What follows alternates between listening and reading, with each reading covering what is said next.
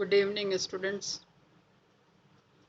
Capital structure के आज इस थर्ड पार्ट को हम ले रहे हैं, ऑप्टिमल कैपिटल स्ट्रक्चर यानी अनुकूलतम पूंजी संरचना। अब तक आपने पूंजी संरचना के बारे में उसके कंसेप्ट को पढ़ा और उसके अफेक्टिंग फैक्टर्स पर हमने डिस्कशन किया, जो बाहरी और आंतरिक घटक के रूप में देखे थे। अब प्रश्न ये उठता है कि किसी भी संस्था, कंपनी या निगम के लिए कैपिटल स्ट्रक्चर किस तरह का होना चाहिए। पूंजी संरचना सर्वोत्तम या सर्वश्रेष्ठ या ऑप्टिमल अनुकूलतम कैसी होनी चाहिए, उसके खास बिंदु क्या हैं, उसके खास या इम्पॉर्टेंट फीचर्स क्या होने चाहिए ताकि हम उस पूंजी संरचना को अनुकूलतम या ऑप्टिमल कहें।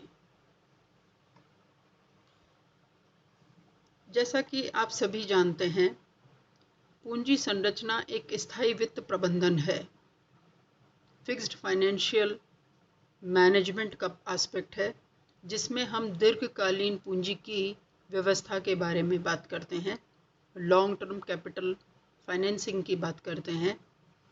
और उस फाइनेंसिंग में हमें सभी प्रकार की प्रतिभूतियाँ, जिसमें इक्विटी शेयर्स यानी समता अंश, ऋणपत्र, डिबेंचर्स और अधिमान अंश, पूर्वाधिकार अंश, जिनको हम इंग्लिश में प्रेफरेंस शेयर कहते हैं, ये तीन मेन सिक्योरिटीज़ हैं, प्रतिभूतियाँ हैं।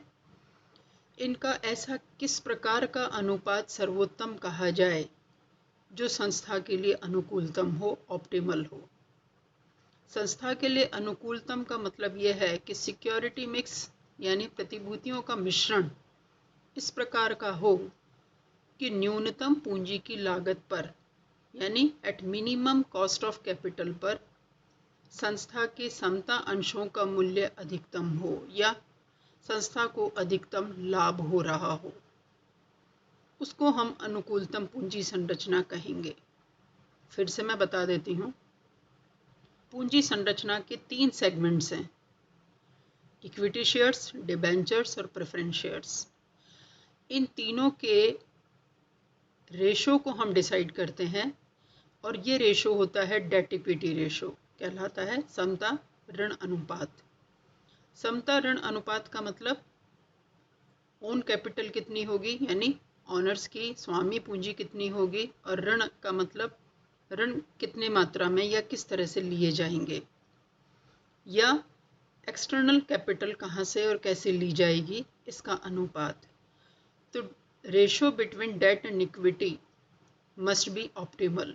ऑप्टिमल यानी अनुकूलतम कब होगा, जब हम इन तीनों प्रकार की सिक्योरिटी का एक ऐसा मिश्रण तैयार करेंगे, एक ऐसा सिक्योरिटी मिक्स तैयार करेंगे जिसमें कि हमारे ये दो मेन ऑब्जेक्टिव पूरे हों। कौन कौन से?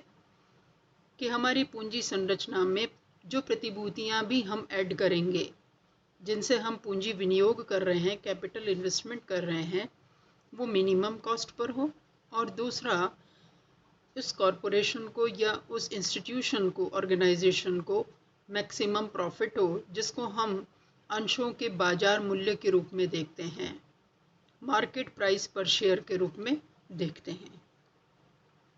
इसके बारे में मैंने कुछ लाइंस भी आपके लिए लिखी हैं, जैसे इंग्लिश में, the financial management should design and develop the optimal capital structure which is most advantageous for the company and its share holders. Share holders कौन है?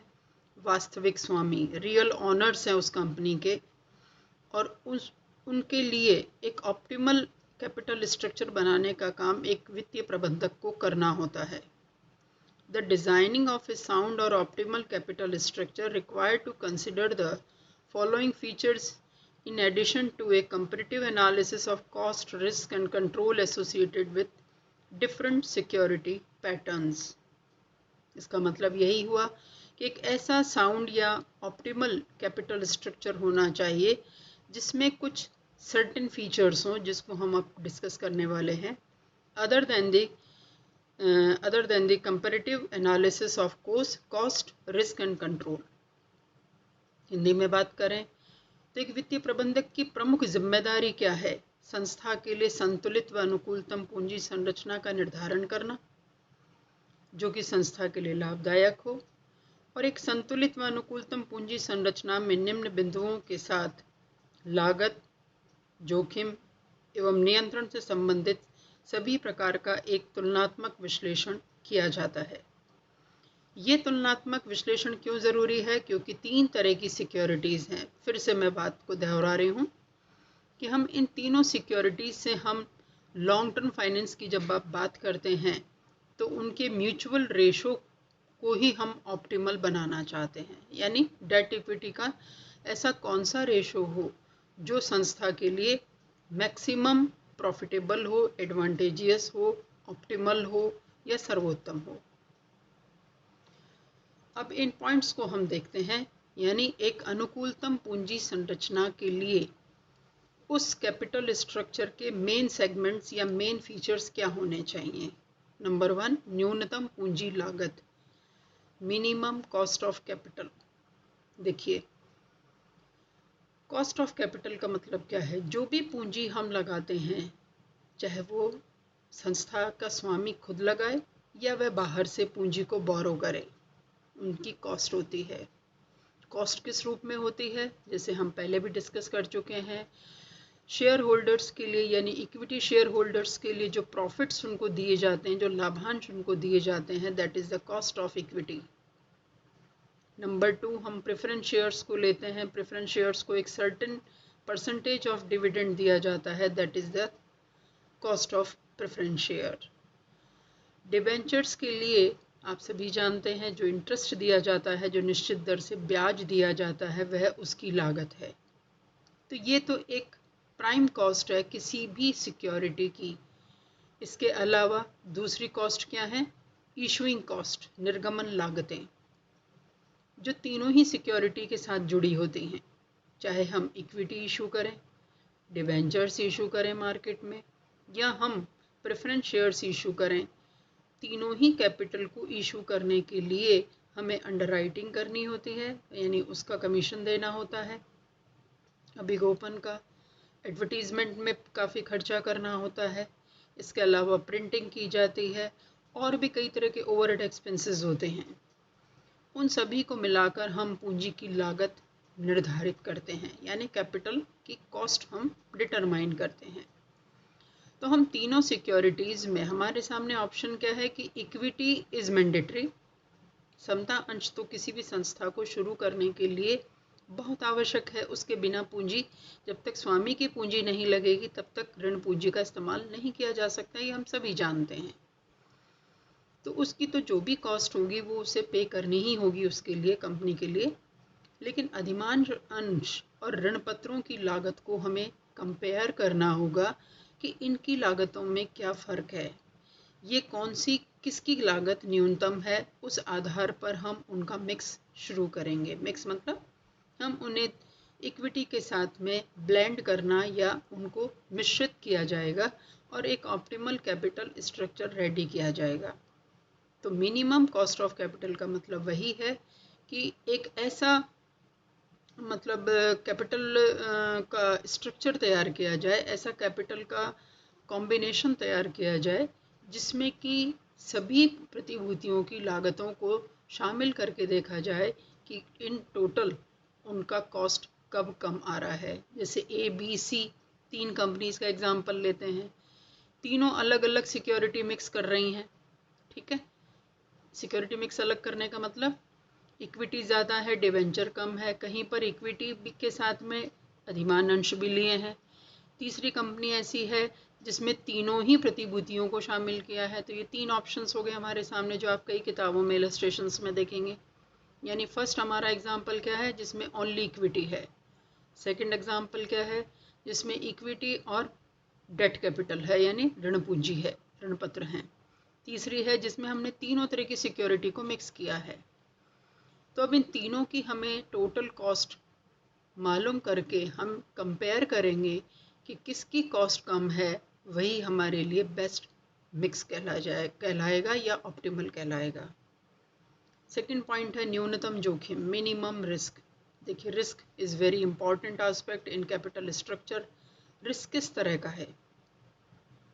रिस्क इस तरह का है कि मान लीजिए कंपनी ने 4 साल बाद या 5 साल बाद डिबेंचर्स को भी इशू किया और डिबेंचर के थ्रू उसने लोन लिया और अपने सिक्योरिटी में उसको भी मिक्स करना शुरू किया। उस पर निश्चित दर से ब्याज दिया जाएगा और एक सर्टेन पीरियड के बाद उनका रिडम्पशन किया जाएगा, शोधन किया जाएगा।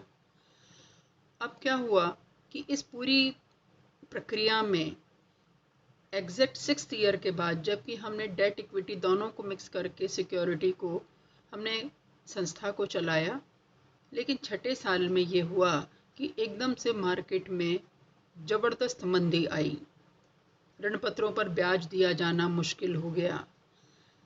डिवेंचर होल्डर्स ने अपनी पूंजी लौटाने की बात कंपनी पर डालनी शुरू की और रिडम्पशन के लिए दबाव डाला, यानी प्रेशर किया। कंपनी दिवालियेपन की स्थिति में आ गई। इस तरह का रिस्क कंपनी को नहीं हो, इसके लिए कैपिटल स्ट्रक्चर में पर्याप्त व्यवस्था की जानी चाहिए। अब यहाँ किस तरह की व्यवस्था की जाएगी? ये देखा जाएगा कि कंपनी जब डेट इक्विटी को डेट को शामिल कर रही है, डिवेंचर्स को इंक्लूड कर रही है, ब्लेंड कर रही है, तो वह यह देखे कि कंपनी के पिछले सालों के प्रॉफिट्स का ग्राफ कैसा है, वेदर इट इज़ नॉर्मल और स्टडी, यानी लगातार हो रहे हैं, नियमित रूप से ब्याज क्या लाभांश अच्छी मात्रा में मिल रहे हैं, तो कंपनी डेट पर भी जा सकती है, यानी ऋण पत्र जारी करके वह अपनी पूंजी का विस्तार कर सकती है।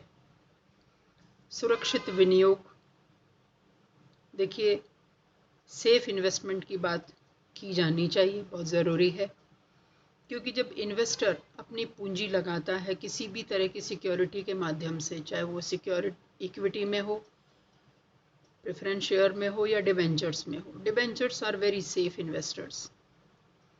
डिवेंचर होल्डर के लिए पूंजी बहुत सुरक्षित है, उसको किसी भी हालत में जैसे ही कंपनी समाप्त होगी या वाइंडिंग अप होगा, उसे अपनी पूंजी वापस मिल जाएगी। अधिमान अंश भी करीब करीब सेफ होते हैं। लेकिन सबसे इम्पॉर्टेंट जो एस्पेक्ट है वो इक्विटी कैपिटल का है, जिनको सेफ किया जाना ज़रूरी है, क्योंकि उनके लिए जो भी रिमेनिंग पार्ट कैपिटल का बचेगा वही उनको दिया जा सकेगा, जो हो सकता है कभी बिल्कुल भी ना मिले और कभी बहुत कम मात्रा में मिले, तो उसको सुरक्षित किया जाना ज़रूरी है।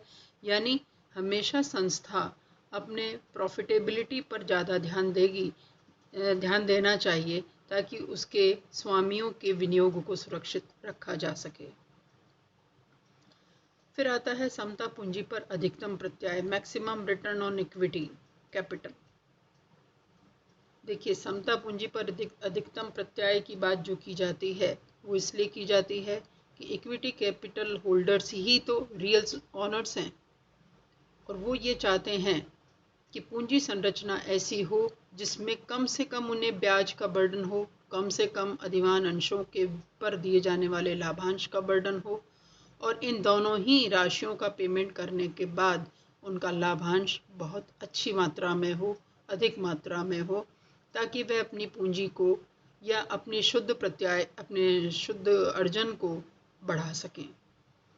तो ये एक ऑप्टिमल कैपिटल स्ट्रक्चर का एक कहना चाहिए, एक मेन ऑब्जेक्टिव भी कहा जाना चाहिए कि हमें इक्विटी कैपिटल के रिटर्न को मैक्सिमम लेवल पर ले जाया जाए। उसके देखिए बहुत सारे इफ़ेक्ट्स होते हैं, मार्केट में उस संस्था की अच्छी गुडविल बनती है, उसके इक्विटी शेयर्स का मार्केट प्राइस बढ़ता है, नेट वर्थ बढ़ती है, और आगे जाकर कैपिटल मार्केट में वो एक बहुत इस्टेब्लिश्ड इंस्टीट्यूशन के रूप में जानी जाती है। फिर उसे आगे और अधिक विस्तार और विकास करना है, यानी और अधिक डेवलपमेंट करना है, तो उसे पूंजी और अधिक लेने में, बाजार से पूंजी इशू करने में उसे कोई दिक्कत नहीं आती। इसलिए पूंजी संरचना का ये एस्पेक्ट भी शामिल किया जाना चाहिए। अधिकतम नियंत्रण, नेक्स्ट पॉइंट, मैक्सिमम कंट्रोल, जो बहुत सिंपल सी बात है कि प्रबंधक जो कि कंपनी के नॉर्मली स्वामी हैं, जो मेन बोर्ड ऑफ डायरेक्टर्स हैं, जो अंशधारियों का एक बड़ा ग्रुप है, उसके पास नियंत्रण अधिकतम बना रहना चाहिए। कहीं पर भी उनकी प्रबंधकीय स्थिति ऐसी वीक ना हो जाए किसी कारण से जिससे डिबेंचर होल्डर्स हावी हो जाएं, कंपनी को दिवालियेपन पर ले जाएं, इंसॉल्वेंसी पर ले जाएं, या कंपनी पर किसी प्रकार की कोई मुकदमेबाजी हो, कोई लिटिगेशंस होने लग जाएं। ऐसी कोई स्थिति नहीं आनी चाहिए।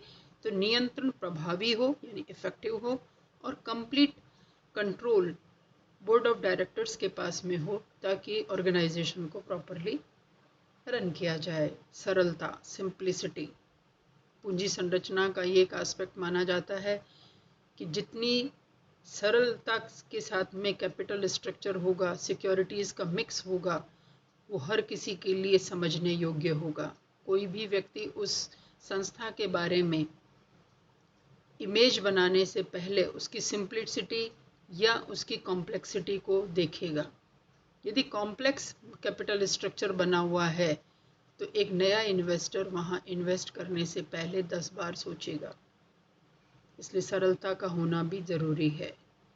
लोचशीलता, फ्लेक्सिबिलिटी आप सभी जानते हैं, कोई भी कैपिटल स्ट्रक्चर हो या किसी भी तरह का प्रतिभूतियों का मिश्रण किया जाए, उस मिश्रण में या उस सिक्योरिटी मिक्स में फ्लेक्सिबिलिटी या परिवर्तनशीलता होना ज़रूरी है, क्योंकि कभी भी इकोनॉमी में मार्केट एक तरह का नहीं होता। वहाँ फ्लक्चुएशंस आते हैं, ट्रेड साइकिल्स आते हैं, उच्चावचन होते हैं, तेज़ी मंदी की स्थितियाँ होती हैं और उस दौरान उस पूंजी संरचना में समय के अनुसार चेंज किया जाने का एक पोटेंशियल होना चाहिए, एक संभावना होनी चाहिए। यदि ऐसा नहीं होता है तो पूंजी की लागतें कई बार बहुत अधिक भी हो सकती हैं और उससे संस्था को भारी नुकसान हो सकता है। ये आप सभी जानते हैं कि लोचशीलता हर पॉलिसी का एक बहुत बड़ा कहना चाहिए फीचर होता है और यही फीचर किसी भी संस्था की दीर्घकालीन पूंजी संरचना में भी होना चाहिए। वैधानिक अनुकूलता अकॉर्डिंग टू लीगल रूल्स, ये तो एक आवश्यक सी बात है जिसके बिना पूंजी संरचना को मान्यता नहीं मिलेगी। जब तक कि कंपनी अधिनियम में, आयकर अधिनियम में, किसी भी तरह के जो भी लॉज जो कॉर्पोरेट सेक्टर से रिलेटेड हैं, उनमें जो रूल्स बने हुए हैं उसी के अकॉर्डिंग उसका पूंजी संरचना का चुनाव किया जाना चाहिए। तो कुल मिलाकर निष्कर्ष क्या निकलता है कि किसी भी संस्था के लिए अनुकूलतम पूंजी संरचना या ऑप्टिमल कैपिटल स्ट्रक्चर कौन सा होगा, यह निश्चित नहीं हो सकता। ये कंपनी टू कंपनी या संस्था टू संस्था डिपेंड करता है। हर संस्था की अपनी अलग प्रायोरिटी होती हैं, अलग ऑब्जेक्टिव होते हैं, अलग प्रोडक्ट होता है, अलग उसका सेटअप होता है, टेक्नोलॉजी वाइज डिफरेंट होता है, वो कैपिटल इंटेंसिव हो सकती है, वो लेबर इंटेंसिव हो सकती है। तो हर कंपनी का अपना खुद का इंडिविजुअल कैपिटल स्ट्रक्चर ऑप्टिमल कब होता है, कैसा होता है, ये उसकी अपनी खुद की कंपनी की नेचर पर डिपेंड करेगा। लेकिन फिर भी ऊपर जो बताए गए जो फीचर्स हैं वो सभी एक सामान्य हैं, बहुत ही कॉमन फीचर्स हैं जो कि नॉर्मली मैंडेटरी हैं, आवश्यक हैं, जिनको ये माना जाता है कि वैधानिक आधार पर भी वो ज़रूरी हैं। संस्था के स्वामियों की दृष्टि से यानी मतलब कहना चाहिए ऑनर्स ऑफ द कंपनीज जो हैं उनके पॉइंट ऑफ व्यू से भी हम देखें तो इन फीचर्स को तो मिनिमम देखा ही जाना चाहिए। जैसे पूंजी की लागत न्यूनतम होनी चाहिए, रिस्क कम होना चाहिए, लाभदायकता हो, अधिक प्रत्याय होना चाहिए, विनियोगकर्ताओं के लिए सुरक्षित विनियोग हो, समता अंशधारी ऐसा नहीं कि हमेशा ही जोखिम में ही रहें, उन्हें अधिक लाभांश का भी लाभ मिलना ही चाहिए। और लोचशीलता, सरलता ये बाहरी विनियोगकर्ताओं के लिए ज़रूरी होता है जो नए इन्वेस्टर्स हैं, मार्केट में आए हैं और अब वो इन्वेस्टमेंट के लिए एक बेस्ट ऑप्शन ढूंढना चाहते हैं, तो उस आधार पर वो उसको जज करते हैं, एनालाइज करते हैं। तो इससे रिलेटेड जो भी इलस्ट्रेशंस हैं बच्चों, उनको आप किताब में देखिए, क्योंकि कई कंपनीज़ के एग्जांपल्स लेकर हम उनके सिक्योरिटी मिक्स को देखते हैं और फिर उनको कॉस्ट के बेसिस पर कंपेयर करते हैं कि कौन सी पूंजी अच्छी है। साथ में उसकी रेट ऑफ रिटर्न को भी देखा जाता है लाभांश की दर को भी देखा जाता है कि कौन से सिक्योरिटी मिक्स में ये लाभांश ज़्यादा है, या जिसको हम कहते हैं अर्निंग पर शेयर, प्रति अंश अर्जन जिस पूंजी मिक्स में ज़्यादा है वही सर्वश्रेष्ठ, सर्वोत्तम यानी बेस्ट या ऑप्टिमल कैपिटल स्ट्रक्चर कहा जाता है। Thank you.